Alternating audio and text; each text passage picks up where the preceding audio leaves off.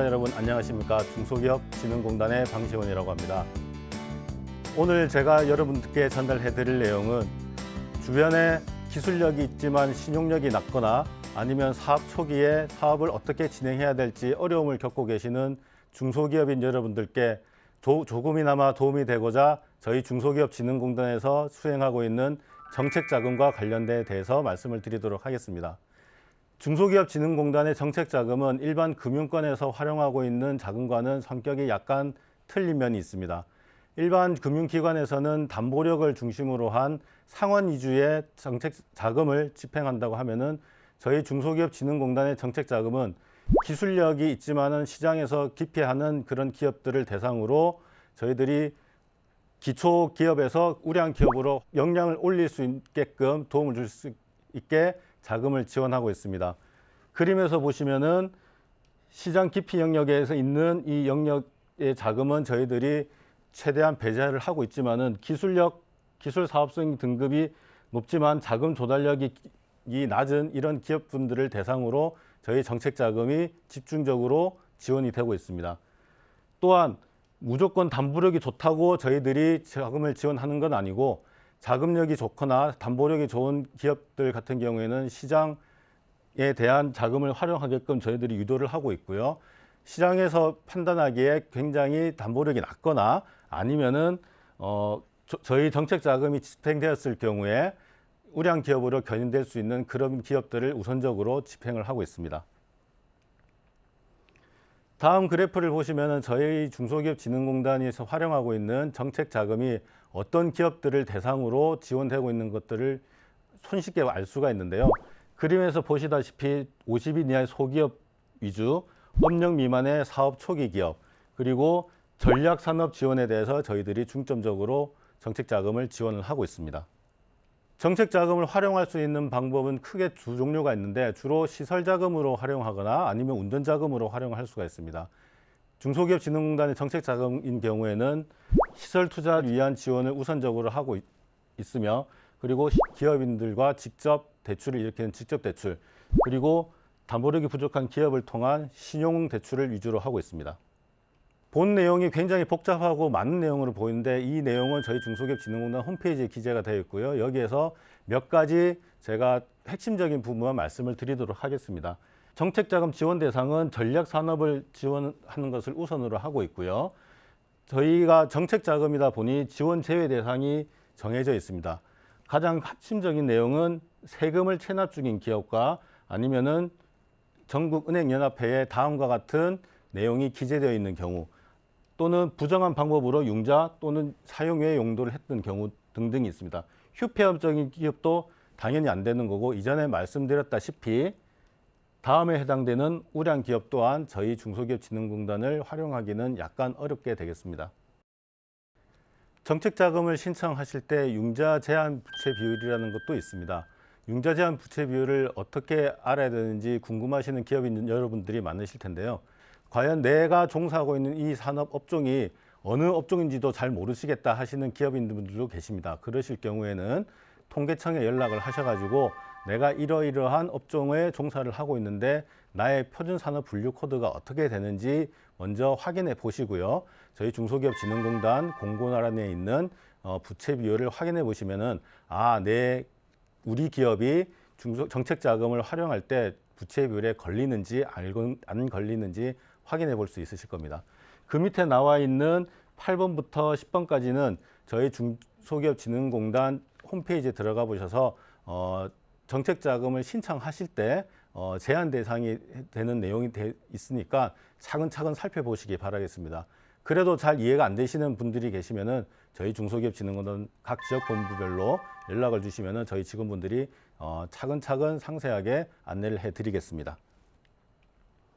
다음에 보시는 내용은 정책자금의 규모입니다. 예시로 나타낸 건데요. 이거는 보시면은 우리나라 전체에 대해서 각각의 자금 종류에 따라서 이만큼의 정책자금을 저희가 수행을 하고 있습니다.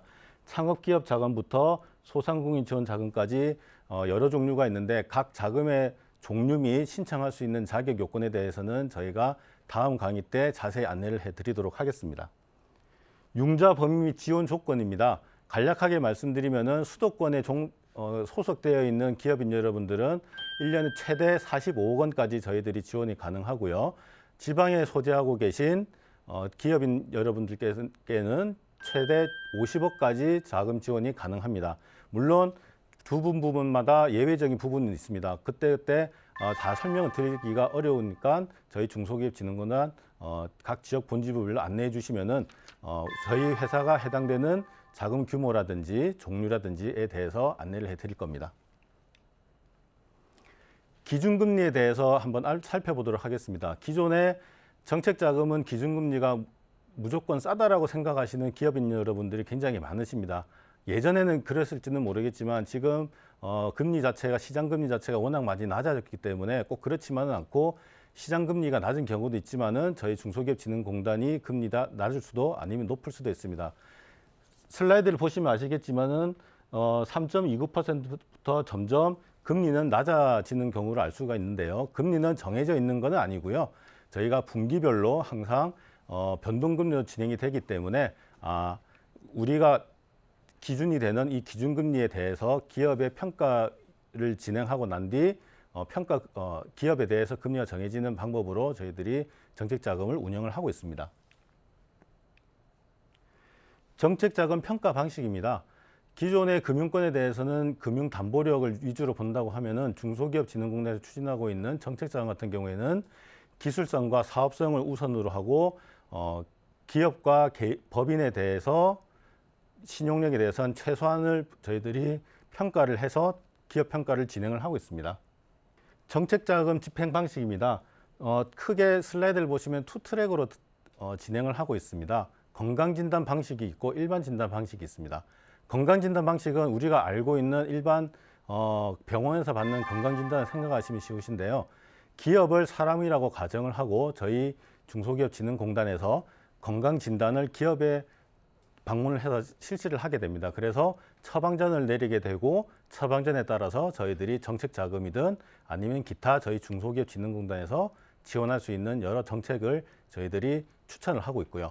진단이 아닌 방식인 경우에는 일반 지원 방식으로 기업을 평가를 하고 저희들이 자금을 지원해 드리고 있습니다. 정책자금 융자 절차입니다. 나중에 뒤에서 더 자세하게 말씀을 드리도록 하겠지만은 보시면은 온라인으로 무조건 신청을 하셔야 되고요.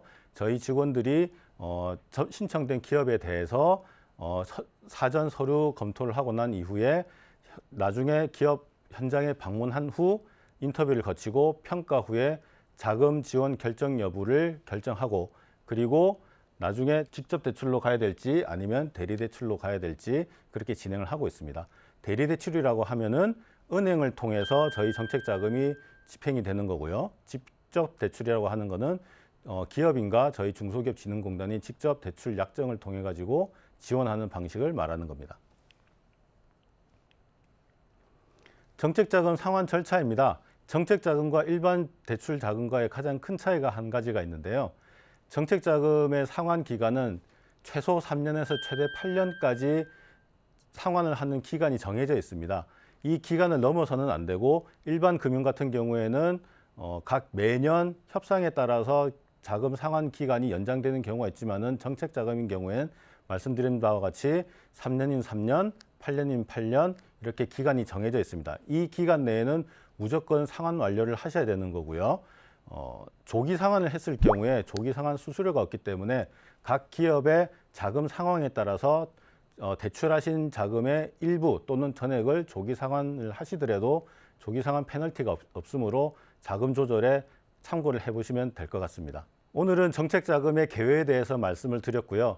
다음 이 시간에는 정책자금의 종류에 대해서 말씀을 드리도록 하겠습니다.